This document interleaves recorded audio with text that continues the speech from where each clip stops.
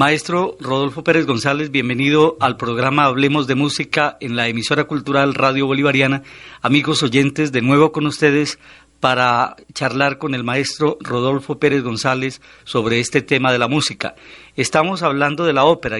Hoy tenemos la ópera francesa, pero hay una cosa curiosa, se me ocurre para iniciar, que los mayores aportantes a la ópera francesa fueron extranjeros, como el caso de Juan Bautista Lully o Lully, ya afrancesado el apellido, el caso de Christoph Willibald von Gluck, el caso de Jacques Offenbach. Ciertamente sí, Rossini también estuvo en... Bueno, los franceses están debiendo su ópera, se la están debiendo los extranjeros en general. El caso de, tal vez el primero y el más importante, pues, si se quiere, por el impacto que dejó en toda la música francesa, no solamente en la ópera. Yo creo que la música religiosa, el ballet y muchas cosas, la estructuración misma de la orquesta, todos estos factores tuvieron que ver algo con el maestro Jean-Baptiste Lully. Este señor ya nació en Florencia en 1632 y murió en París por un accidente musical que fue un batutazo en un pie. Al fin y al cabo, el compás se marcaba no en el aire haciendo gestos o signos en el aire, sino golpeando físicamente con un bastón en el tablado.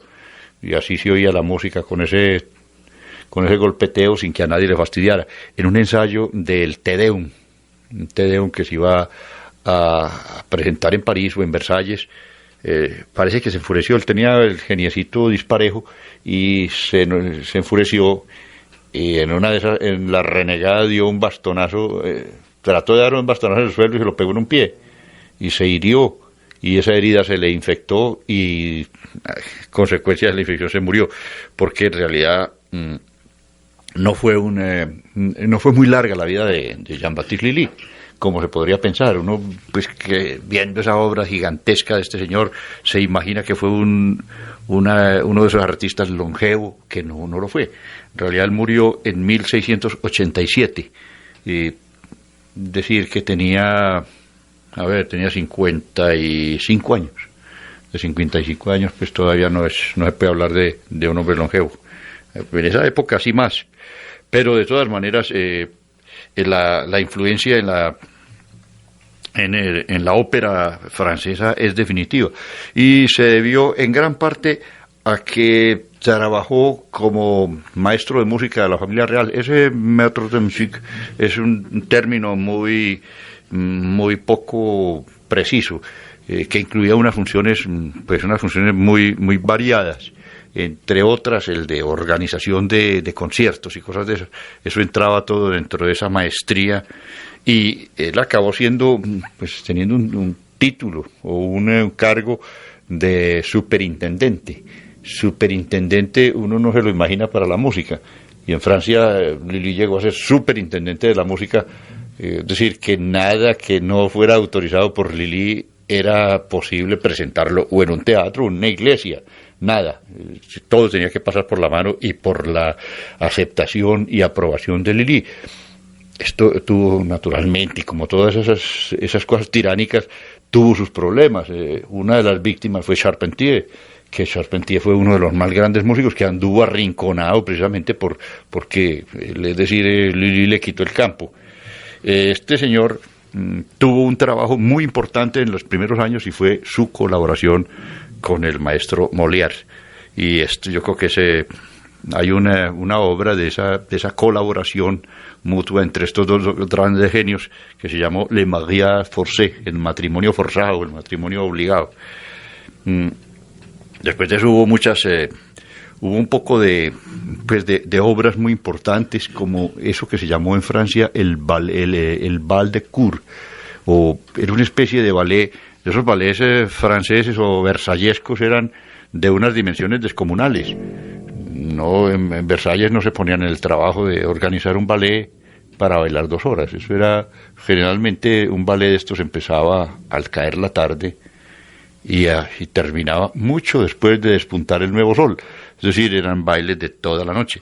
Y en un ballet de estos había argumento, había una historia o una cosa mitológica o esa historia fantástica antigua, con muchísimos personajes decorados, inmensos y complicados. Y aparte de eso, había recitaciones de poemas, pues Ronsard y muchos de ellos intervinieron en estas obras musicales con aportaciones de todo tipo, es decir, no solamente el ballet, el canto, la parte musical, la parte coreográfica, y todo esto, inclusive en eso llegó a darse la presencia real. Luis XIV, que pues fue el gran protector y admirador de Lully, participó alguna vez en una de las representaciones de Lully, que fue precisamente en el papel de Apolo, y salió allá con un vestido de rayos dorados muy deslumbrante, y entonces claro, la admiración de los cortesanos, que generalmente cuando se trataba del rey siempre lo veían más bonito de lo que realmente era y más elegante de lo que estaba, pues llevó a todos los cortesanos al otro día a dirigirse al Sire, pues a su majestad como el Le Roi Soleil, el Rey Sol. Este apodo le emocionó profundamente a Luis XIV, que nunca lo quiso desechar. Es el Rey Sol, eso era lo más adecuado para él, ser el centro del universo, era una cosa maravillosa. L'état c'est moi, decía el muchacho, entre otras cosas, el Estado soy yo. Pues era un maestro de estos, un rey absoluto, pero la protección y la admiración de él por Lully le abrió caminos, es decir, le allanó todo lo que fue el campo en el desarrollo de la obra escénica en Francia. Lully, la aportación de Lully es muy generosa. Eso, antes de pasar a hablar de la ópera de Jean-Baptiste Lully, ¿por qué no presentamos uno de estos ballets con argumento que compusiera Jean-Baptiste Lully para la corte francesa? Perfecto, cualquiera de los ballets es muy bello. Estábamos presentando una selección de uno de los ballets de Jean-Baptiste Lully, el burgués gentilhombre. Estamos hablando de música con el maestro Rodolfo Pérez González en la emisora cultural Radio Bolivariana. Continuemos, maestro, hablando de Jean-Baptiste Lully y su obra operística. Sí, las óperas de Lully son un poquito difíciles de clasificar dentro del rango ópera con mucha exactitud. No podemos hablar de una ópera, pues en una época en que la ópera apenas estaba en ese periodo, digamos, de afianzamiento.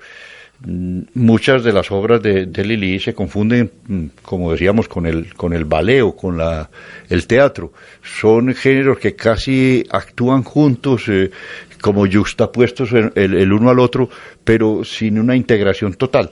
Bueno, la integración total entre el texto y la música nunca se ha logrado, eso, y no se va a lograr. Yo creo que eso es imposible. Pero de todas maneras, porque el hecho de cantar un texto no quiere decir que se hayan fundido, ni mucho menos. La cosa puede ir por otro lado. Lo cierto es que de las óperas, muchas de ellas se han llamado ópera ballet, y pues de esas, sobre todo de la colaboración que hizo con Quinault, pues hay una serie de óperas muy notables. Algunas de ellas apenas se recuerdan por títulos o por alguna aria o algún trocito instrumental que se recuerde de ellos. Por ejemplo, Cadmus y Hermione, Alceste, el triunfo de Alcide, Belerofonte, Rolando.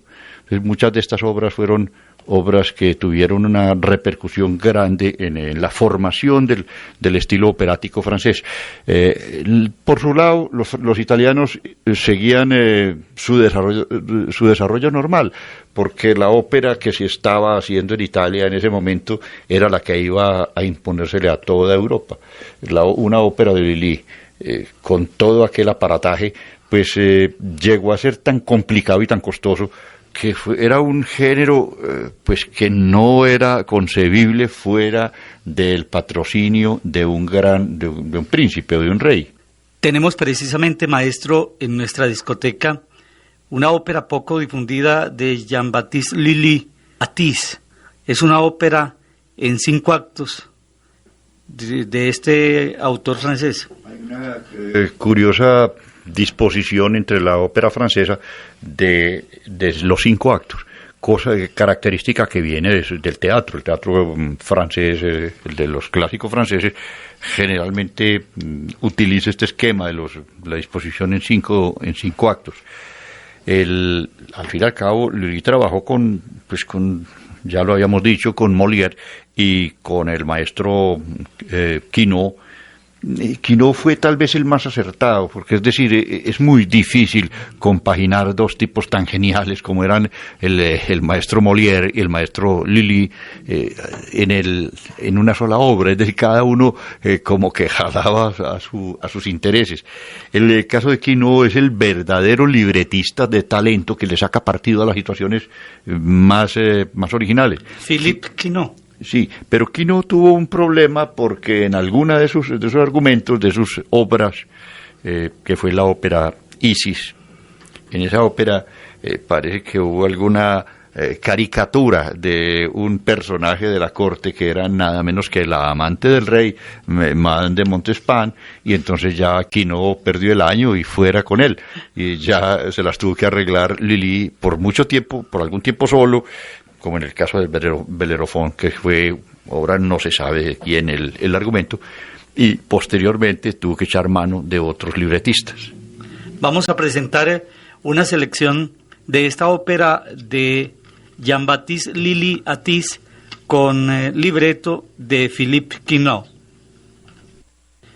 Era una selección de la ópera Atis de Jean-Baptiste Lully.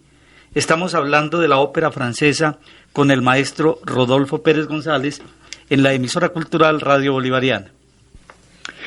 Yo creo que tendremos que hablar de uno de los grandes nombres de la ópera francesa, y este sí es francés, que es Jean-Philippe Rameau. Y Jean-Philippe Rameau nació en Dijon en el año 1683 y murió en París, ya muy viejo, en el año 1764. Este compositor francés es tal vez uno de los grandes maestros en todos los sentidos, inclusive un gran teórico. Él fue precisamente el iniciador de ese estudio que se llama la armonía. La armonía es la simultaneidad de sonidos, es decir, la formación de los acordes o el trabajo de manejar el lenguaje de los acordes, enlazarlos. Esto es una aportación de Rameau, no porque no lo hubiera, sino simplemente porque se estudiaba de otra manera. La superposición de melodías en un contexto, pues necesariamente está generando un efecto armónico, es decir, un efecto de simultaneidad, y fue este el punto de partida de Rameau. Rameau cogió ya el acorde no como cada nota parte de una línea melódica, sino como una entidad en sí misma. Y a esto lo llamó el Tratado de la Armonía. Ese Tratado de la Armonía de Rameau, que todavía se reedita como una curiosidad, ese es del año 1722, es una maravilla desde el punto de vista de la lógica. Al fin y al cabo, los franceses en esto se las arreglan muy bien. Es una belleza la manera expositiva y la manera como hace de un tratado, de una materia de esas un tanto árida y aburridora, una verdadera obra de arte, una verdadera obra maestra. Este señor fue uno de esos de esos que progresaron a la sombra o más bien simultáneamente o detrás de Jean-Baptiste Lully, porque las ambiciones operáticas de cualquiera se veían frenadas por una exclusividad que tenía el señor Lully. Entonces este señor tuvo que esperar hasta una edad muy avanzada. En realidad, la primera ópera de el maestro Rameau la escribió a los 50 años. Ahí empezó su carrera como operista, que fue Hipólito y Aricí. Esta obra, pues en realidad es la que determina o plantea las características reales de la ópera francesa, y van a ser por mucho tiempo pues como el modelo y el punto de referencia. Naturalmente los franceses en general lo detestaron, a Rameau no fue que lo quisieran mucho, y de todas maneras hay que aceptar al cabo de pues ya una perspectiva histórica que es de los nombres más grandes que ha dado Francia en toda su historia. En Rameau casi que cabe elogiar pues esa genialidad melódica, la riqueza de la armonía. Siempre es de una inventiva extraordinaria, y aparte de esto, de un buen gusto en el manejo de la situación teatral, cosa que a veces los italianos, por ejemplo, la descuidaban. Los italianos inventaron 4 o 5 esquemitas de libreto, 2 o 3 enredos. Los enredos de los italianos son hasta muy estereotipados. Durante todo ese siglo XVII ellos le sacaron partido a, por ejemplo, el matrimonio del viejo con la joven. Ese lo siguieron explotando siempre. El maestro en Rossini, por ejemplo, escribió yo no sé cuántas óperas sobre ese mismo tema. Es decir, el Barbero de Sevilla es una de ellas, el tutor que quiere casarse con la muchacha, con su niña, para cogerle la herencia, y el marido engañado, el marido burlado, la esposa. Bueno, todos estos argumenticos son un poquito triviales, barajados de una u otra manera, se repetían insistente y continuamente a lo largo de la ópera italiana. La ópera italiana nunca se metía en muchos enredos. Las óperas sí eran la farsa, pues esa farsa que se llamaba la ópera en un solo acto, que era una especie de, digamos, entremés musical. No tenían muchos enredos, pero cuando más llegaban los 3 actos, una ópera francesa con sus 5 actos daba un desarrollo realmente apabullante. Esta condición de la ópera francesa va a terminar llamándose gran ópera. Lo que se llamó gran ópera no era una definición, pues no era como un elogio, como una ponderación de la ópera, sino que había un género que es el que se llama grande, y ese género grande es el aparatoso, es el que requiere coros, grupos de ballet, muchísimos personajes. Una tragedia de estas generalmente se manejaba 10, 12 personajes, y cada uno tenía su propio enredo, haciendo pues unas tramas absolutamente inextricables. Generalmente los italianos fueron prescindiendo de esto hasta llegar al toque de gracia, pues el golpe de gracia que lo va a dar Pergolesi cuando aparezca con su pequeña operita, La Serva Padrona, en París.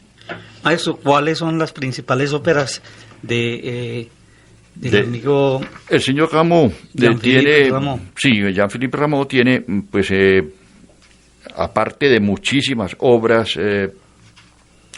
pues obras que son mitad ballet, es decir, ópera ballet y cosas de esas. Descartando esas, hay primero Hipólito y Arisí, que decíamos es una de las primeras producciones de él. Después Sansón. El Sansón es escrito sobre un libreto de Voltaire. Las Indias Galantes. Las Indias Galantes es una de esas cosas hermosísimas, donde hace es una especie de cuadros musicales, pero hay obras que tuvieron mucha resonancia en Francia y que tuvieron cierta permanencia no como ópera, sino como trozos de obra o pasajes instrumentales. Castor et Pollux es una de esas obras que se mantuvo realmente en la escena francesa, lo mismo que Dardanos y La Princesa de Navarra. También muy importantes fueron la ópera Zoroastro del año 1749 y una de las grandes obras de él, que fue Platée. Platée fue compuesta en el año 1745. Yo creo que es uno de los puntos culminantes de la ópera de Jean-Philippe Rameau. Entonces, maestro, para dejar esta obra y pasar a otro compositor, presentemos un ejemplo de Platée de Jean-Philippe Rameau. era un ejemplo de la ópera Platé de Jean-Philippe Rameau en este espacio con el maestro Rodolfo Pérez González. Otro de los compositores que tal vez ya usted lo había comentado en el espacio anterior cuando hablamos de la ópera alemana es Christoph Willibald von Gluck. Sí, que se puede meter también dentro de la ópera francesa por por el papel que jugó dentro de la reforma operática. La ópera francesa, pues, por todo lo que hemos visto, inclusive los mismos títulos ya denuncian como la orientación que tenían generalmente obras históricas o leyendas o historia legendaria, que de todas maneras está deformada desde el punto de vista histórico para sacar un buen provecho escénico. Estas obras, pues la mayoría de ellas eran obras de gran rumbo, pues obras muy rumbosas, y la comicidad francesa o esas obras cómicas no eran muy del gusto de las grandes cortes. En las cortes eran muy estirados, y es decir, la comicidad es siempre ingeniosa y culta. No es el mismo humor, el del humor del pueblo, que el humor de la corte. La corte se ríe de unas cosas distintas al pueblo. Y por eso muchos de los compositores que nos encontramos en las cortes francesas, todos tratan argumentos de esta laya, o históricos o legendarios. Es más o menos el repertorio en el que actúa el maestro Christoph Willibald Gluck, el señor von Gluck.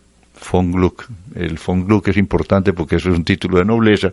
La nobleza de Gluck era la espuela de oro.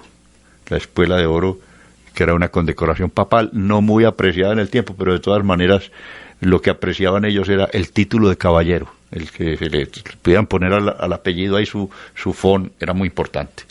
El caso de Gluck, cuando él aparece en Francia con estas óperas Orfeo tiene realmente dos personajes que son de una importancia muy desigual.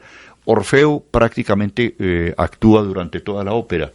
Euridice es una señora que se la pasa pues es muy mentada, porque Orfeo la recuerda siempre, y todo el motivo de su peregrinaje hasta el infierno es precisamente en su rescate, y se habla mucho de ello. Pero la aparición de Euridice es una cosa muy, muy corta y muy breve, hasta que mete la pata y muere de nuevo, y aparece la imagen o la diosa del amor, que canta una cosita chiquita, y son dos personajitos ahí como cuñando una acción que está centrada casi en un solo personaje. Este tipo de cosas está muy lejos de lo que era la concepción francesa de la ópera. Ahora, aparte de eso, hubo una larguísima polémica sobre la posibilidad de utilizar la lengua francesa dentro de la ópera. Hubo personas, entre ellos un tipo que habló mucho de eso, que fue este señor Jean-Jacques Rousseau. Jean-Jacques Rousseau era pues como músico era un aficionado regular, más bien yo diría de la mitad para abajo, era tirando a malo. Él había compuesto una operita que se llamaba Le Devant du Village, el adivino de la aldea, y esa operita fue muy representada y muy, muy conocida, y se cantó hasta el siglo pasado. Y él teorizaba sobre las posibilidades del francés en la ópera, y decía que el francés era un idioma que no se prestaba al canto, y que como no se prestaba al canto porque era una lengua amusical, que entonces en Francia nunca iba a haber ópera. Y este se iba un poquito más lejos, decía que nunca iba a haber música que valiera la pena. Estas afirmaciones pues tan rotundas y tan bárbaras pues fueron causa de un larguísimo debate. Ese debate pues en realidad llega hasta la famosa guerra de los bufones. Hubo partidarios de la ópera italiana y de la ópera francesa.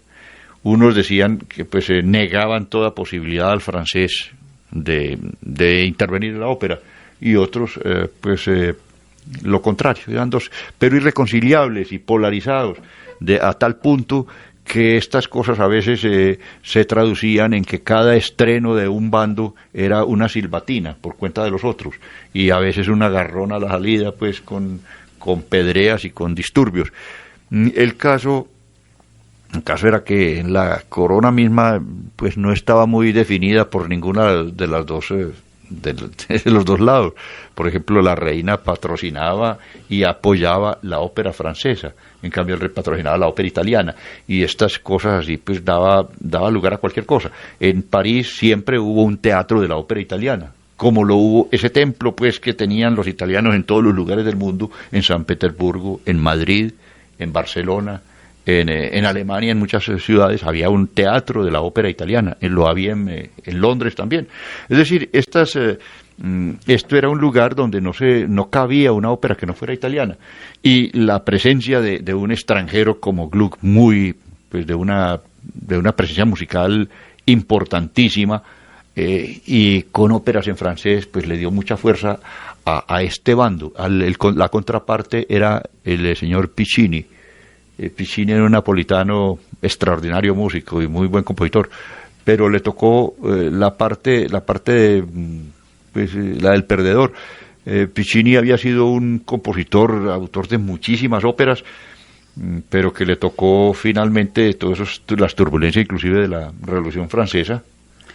Sí, maestro, nosotros en la emisora tenemos una de las últimas grabaciones de una ópera recientemente encontrada, o al menos no se había grabado, que es Los Peregrinos a la Meca. A Los Peregrinos de la Meca, sí, es una ópera cómica. Sí. Es una ópera cómica. ¿Y en francés? En francés. Esa sí, esa es una de las tantas de la producción de Gluck. Ese es inclusive sobre la primera aria del primer acto, fue sobre el tema que tomó Mozart para hacer unas variaciones en algún momento.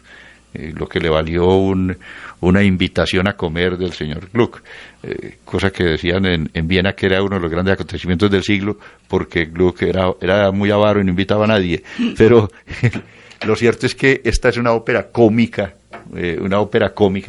donde se burla, pues el aria famosa sobre la que Mozart hizo sus variaciones se llama Nuestro estúpido pueblo opina.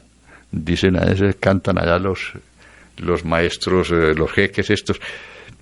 Esta obra, que es una obra de esas obras divertidas, no es tan definitiva como pueda ser las óperas ya de Gluck, Alceste sobre todo, Alceste y Orfeo, que son realmente obras que van a ser modelos de todas maneras de la futura ópera francesa. Va a tener admiradores así, pero a muerte, como el caso de Héctor Berlioz, un señor que se sabía de memoria todas las óperas de Gluck, y que fue uno de los guerreros pues violentos de la ópera francesa. Terminando con el cuento de la operita de Rousseau, que fue una operita que tuvo de la que se hizo una imitación, que fue el Bastián y Bastiana de Mozart. Esta obra se representó todavía en París en el siglo XIX, y dicen que un tipo del gallinero en un momento en un arranque tiró una peluca empolvada al escenario, y esto pues produjo una carcajada de todo el público, y la obra no se volvió a presentar nunca.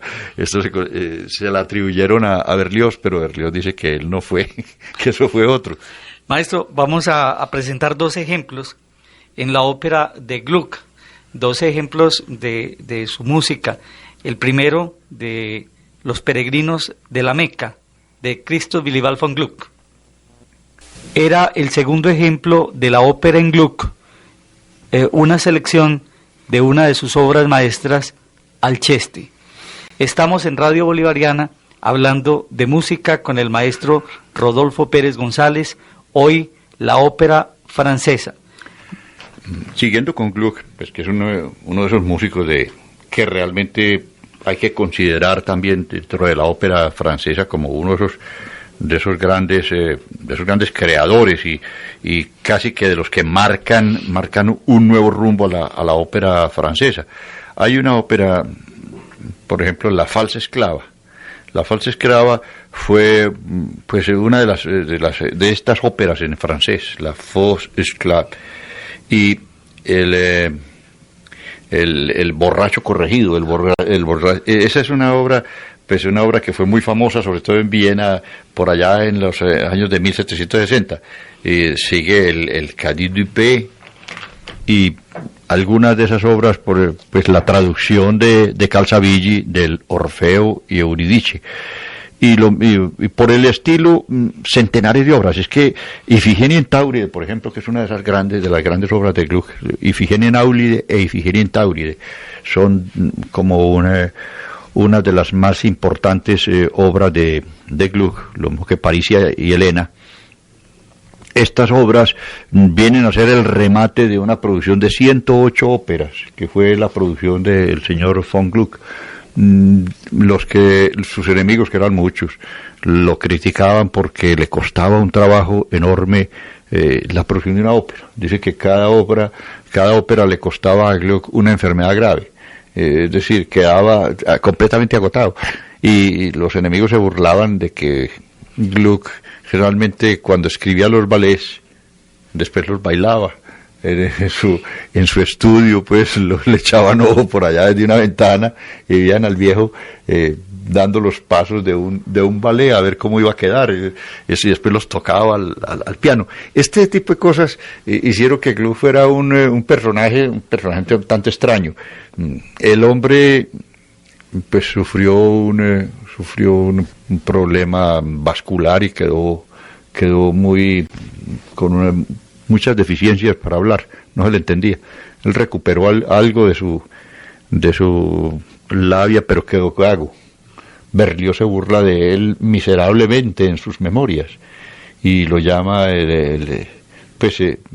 no tanto pues la gaguera y la dificultad de hablar de Gluck era una cosa muy simpática, pero tenía también él un establecimiento en Viena, pues ya ese sí no era muy decente, que era una especie de circo donde hacían espectáculos de peleas de fieras, cosa de muy mal gusto entre otras cosas, pero que el público vienés se regodeaba viendo allá a 4 perros bravos enfrentados con una pantera y cosas de ese estilo, o un león y un elefante. Este negocio era del señor von Gluck. Muy raro y muy feo, pues, entre otras cosas, pero dejemos eso, que Gluck tiene muchos méritos como compositor, para que nos vamos a detener en sus pecados. Vamos a presentar, maestro, para dejar a Gluck un último ejemplo de su obra, escuchando una de las 2 óperas que usted mencionaba sobre la tragedia griega, que es Ifigenia en Táuride. Era un ejemplo de la ópera Ifigenia en Táuride de Christoph Willibald von Gluck. Dejemos entonces, maestro, ya la obra de Gluck y pasemos a un francés, este sí, legítimo francés, con ópera legítima francesa, el amigo Auber. Auber, sí, el nombre de él era Daniel François Spirit Auber. Él nació en Caen en el año 1782. Es decir, estamos en la época del pleno clasicismo musical, es más o menos la época. Bueno, ya había nacido, ya Beethoven era un muchacho de 12 años, y él murió en 1871, pues fue una vida relativamente larga, y fue un compositor, pues no solamente muy aceptado, muy aplaudido, sino muy querido de los franceses. Este señor, que es autor cerca de 70 óperas, es una producción de esas respetable, pues en el naufragio del tiempo fue muy poco lo que quedó, pero de todas maneras hay cosas que son muy particularmente propias de él. Es su carácter ligero. La ligereza de Auber es una de esas condiciones que son muy francesas, que es ligereza, no es la palabra, realmente es una cierta levedad más bien. Es un estilo que no es enfático ni serio, pero que implica un tratamiento ingenioso y siempre bello, de un buen gusto extraordinario.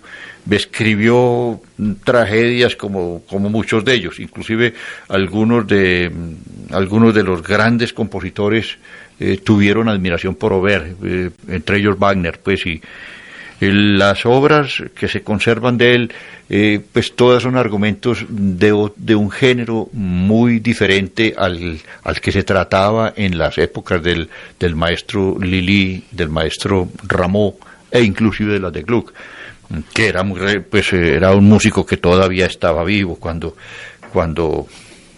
bueno, muy poco tiempo, es decir, cuando Auber tenía 5 años, murió Gluck. Gluck murió en 1787 y este nació en 1782. Pero de todas maneras, estamos dentro de una misma época.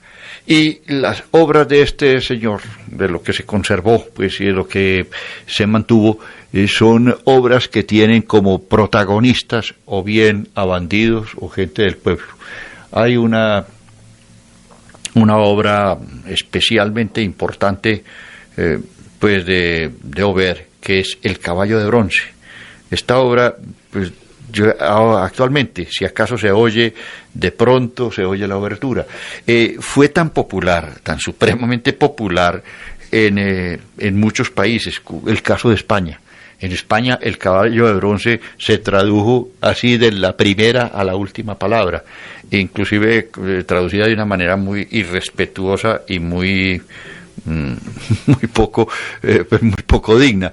La tradujeron toda y se la robaron, pues, porque en realidad no aparecía el nombre de Auber por ninguna parte. Esta obra fue aplaudida y fue casi zarzuelizada, si cabe el término.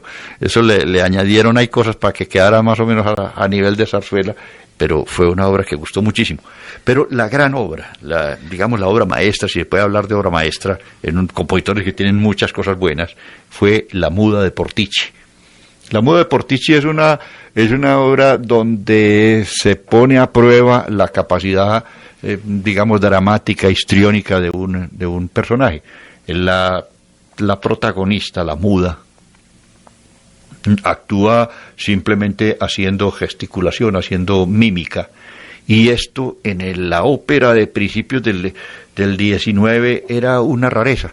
Los personajes o los cantantes no les importaba mucho la capacidad de desempeñarse en las tablas. Llegaban allá como un palo, se paraban, cantaban su aria y se largaban. Eso era de lo más simple y soso del mundo entero. Esto exigía una expresividad por medio de de la expresión de los gestos para comunicarse. El señor Francisco de Paula Santander, que no era ningún crítico de ópera, ni mucho menos, fue un entusiasta de esta obra, donde la presentaban, le pegaba el viaje, así tuviera que trajinar 4 o 5, a veces más horas de viaje para verla. Esta obra no se la perdía él por ningún motivo. La Muda de Portici tiene, pues, en algunos pasajes la descripción está reforzada por la música. Es una música muy elocuente y tal vez por eso esta obra se mantuvo y fue una de esas obras sensacionales dentro del repertorio operático del tiempo. Vamos a presentar 2 ejemplos de la música de Auber. El primero, la obertura del Caballo de Bronce, y posteriormente una selección de La Muda de Portici. Era una selección de la ópera La Muda de Portici de François Auber. Estamos hablando de la ópera francesa en Radio Bolivariana con el maestro Rodolfo Pérez González. El más importante de los compositores de ópera francesa fue sin duda alguna Héctor Berlioz. Sí, Héctor Berlioz fue, pero yo me atrevería a pensar que antes de él habría un maestro hoy muy olvidado, injustamente olvidado, que es Boieldieu. Boieldieu es como François-Adrien Boieldieu. Sí, François-Adrien Boieldieu. Boieldieu tuvo un momento muy importante dentro de la ópera, aunque hoy por hoy es prácticamente un vejestorio, ya un recuerdo lejano. Boieldieu nació en 1775, era un poco mayor que Auber, y murió en 1834. Él escribió él empezó a estudiar música ahí con su padre, que era un archigomoso. El papá era feliz con los progresos de él como músico, cosa que era muy poco corriente dentro de las historias y las biografías musicales de un padre tan entusiasmado por el talento, desarrollar el talento de su hijo, y le escribía libretos para que el hijo compusiera. Y la cosa llegó a mayores, pues el hombre le escribió un libreto que llegó a ser realmente, pues, una ópera muy linda, que es El Califa de Bagdad. El Califa de Bagdad fue una obra que irritó profundamente al señor Cherubini. Cherubini era otro de los franceses que ya había llegado pues al medio parisino, y el hombre se le presentó a Waldier, que era un pelado, un niño, pues realmente se le presentó el día del estreno de esta obra con aquella ovación desbordada, y la gente estaba transportada de la emoción con la belleza del califa de Bagdad. Y le pregunta a quemarropa, y dijo: ¿a usted no le da pena triunfar con una ópera tan mala? Y Boaldía se quedó de una sola pieza, pues es que lo menos que se podía esperar era eso. Pero él aceptaba que no había música, que no había nada, y Cherubini, para rematar su regaño de entrada, le ofreció el tomarlo como discípulo, y Boaldía lo aceptó. Y esto, pues, a la hora de la verdad, Boaldía fue un buen compositor, eso no cabe la menor duda.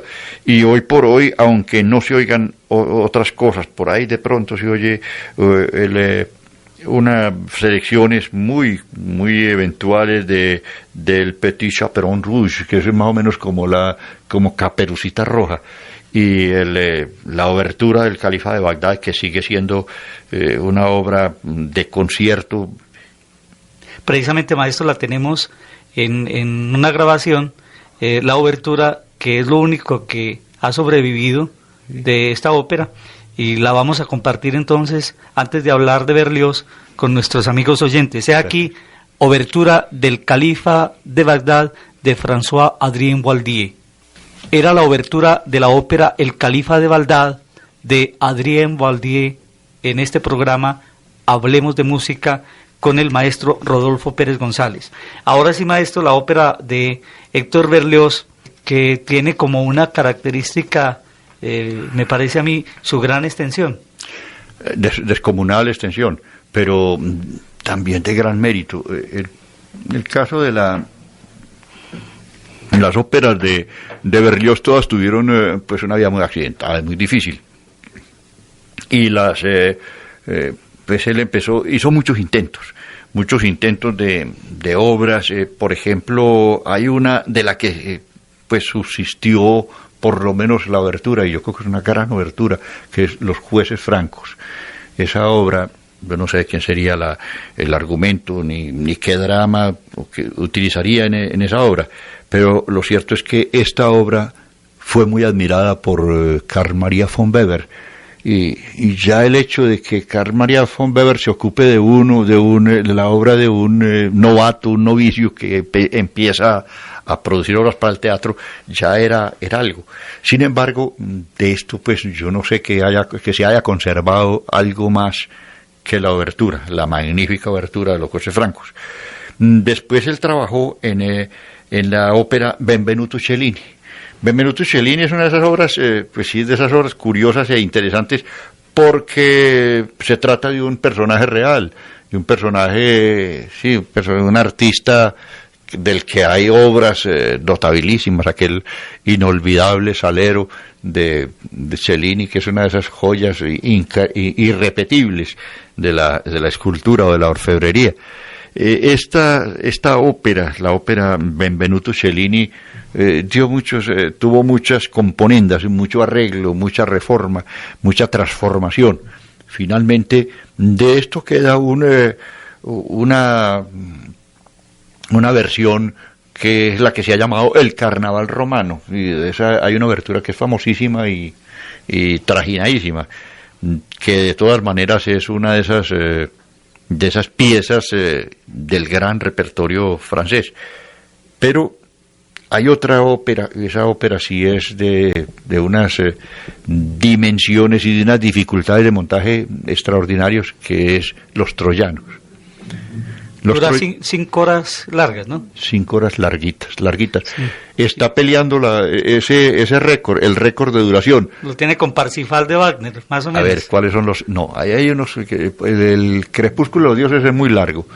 Que ese está por cerquita a las 5 horas. Pero hay una que que lo supera, que es Guillermo Tell, de Rossini. Guillermo Tell está en las 5 horas. Y por ahí va los troyanos, pero con el agravante de los troyanos, de que, pues hombre, Guillermo Tell tiene sus personajes, y unos personajes más o menos se necesitan unos cantantes de alta resistencia, porque eso es para tiro largo. Es decir, un cantante que arranca a las 5 horas todavía está soltando desde pecho, pues es una cosa mortal. Pero el caso de los troyanos es que necesita personajes en las cantidades más grandes y con la exigencia más descomunal también. Es decir, no hay un personaje secundario que no sea muy importante. Y tienen arias y recitativos y pasajes de una gran complicación y de una gran exigencia. Esta obra, pues sí, está casi que equilibrada con una comedia que es Beatriz y Benedicto. Esa es una de sus obras shakespearianas. Sí, maestro, le interrumpo para que compartamos con los oyentes una selección de esta ópera descomunal de Héctor Berlioz, Los Troyanos. Pero quisiera decir algo sobre esa obra todavía, y es que cuando se cumplieron los 150 años de la inauguración del Metropolitan de Nueva York, se hicieron muchísimas cosas. Es decir, se hizo un gran festival del que hay un testimonio grabado extraordinario. Es decir, invitaron a prácticamente todos los más grandes cantantes que estaban en la escena universal a cantar. A todos, cada uno cantó una ariecita o una escena, es decir, fue un desfile, un concierto que duró 8 o más horas, pero el acto central de esa conmemoración fue precisamente Los Troyanos, y Los Troyanos implicaba un gasto económico, no hablamos más que de lo económico, que probablemente no se vuelva a repetir en mucho tiempo. La sola presentación de Los Troyanos costó varios millones de dólares. No hablando del montaje, el montaje es de una dificultad y de un costo verdaderamente descomunal, pero entre los cantantes que se necesitan de primera línea en el reparto no rebajan de 10, cosa que ya hace casi imposible la presentación de esto. De todas maneras, de eso quedó una grabación, y esa grabación yo creo que va a quedar por muchísimos años como un punto de referencia, porque no habrá muchas oportunidades de volverlo a hacer. Ahora sí compartamos con los oyentes una selección de la ópera Los Troyanos de Héctor Berlioz. Era una selección de la ópera Los Troyanos de Héctor Berlioz en Hablemos de Música con el maestro Rodolfo Pérez González. Maestro, propiamente no se trata de una ópera, es un drama, pero es una de las consagradas de Berlioz, Romeo y Julieta. Sí, es decir, Berlioz anduvo rondando a Shakespeare, empezando por su devoción, por su emoción, a propósito de las representaciones que hizo una compañía teatral en París, por ahí en los años de 1827, y que a él le impresionaron tanto que llegó a enamorarse profundamente de la actriz Henriette Smithson, que hacía el papel de Ofelia en el Hamlet, hasta llevar pues a las cosas hasta el extremo de proponerle matrimonio y casarse con ella, y en realidad pues fue uno de los matrimonios más desastrosos de que tenga noticia, porque él se imaginó que era Ofelia y ella no sabía que ella era Ofelia. Ella representaba eso, pero es decir, ya no tenía nada que ver su persona con el papel que representaba en las tablas.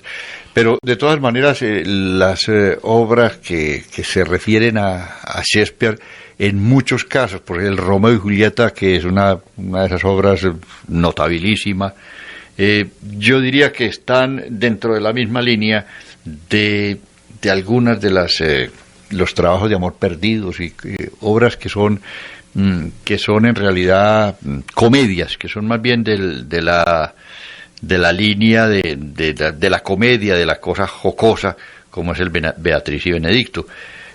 Pero hay una cosa que es también muy notable, que es la condenación de Fausto. La condenación de Fausto fue uno de esos proyectos descomunales, pero en realidad eso no llegó a cuajar nunca. Eso era tan gigantesco. Mientras él empezaba a trabajar en eso iba creciendo. Las obras de Berlioz, con aquella descomunal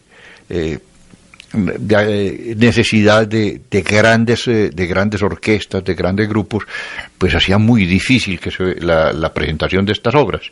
Ya el Requiem había dejado un punto en la gente en Francia, pues aquella representación en la que utilizó cerca de 1000 intérpretes, que fueron los que participaron en la ejecución del Requiem. Y después la Sinfonía Fúnebre y Triunfal, que fue una obra también extraordinaria, una obra que fue compuesta por encargo municipal para la conmemoración de las víctimas de 1830 de la Comuna, y escribió esa obra que fue con instrumentos de viento. Necesitaba una banda de 370 instrumentos de viento y coros y cosas de este estilo. Por el estilo, esta obra, la condenación de Fausto. De la condenación de Fausto, después de todos esos despliegues pues multitudinarios y gigantescos, quedó un pequeño ballet, como un resumencito, que es tal vez de las obras más hermosas que pudo haber escrito Berlioz, y donde él demuestra realmente cuál era su talento como instrumentador. El manejo de la orquesta, la sensibilidad orquestal de Berlioz es incomparable, pero la gente asocia esto con cantidades. Muchas veces se habla de que un hombre que usaba una orquesta de 1000, eso de 1000 eso no tiene nada que ver sino a la hora de pagarle a los músicos, es más o menos. El problema era más bien económico, pero cuando se le saca el mejor partido al timbre de cada instrumento, como ocurre precisamente en las escenas de la condenación de Fausto, es donde muestra Berlioz su gran genio dentro de la tímbrica, pues el manejo de los distintos instrumentos. Vamos a compartir con los oyentes un último ejemplo en la música de Héctor Berlioz con una selección de la condenación de Fausto.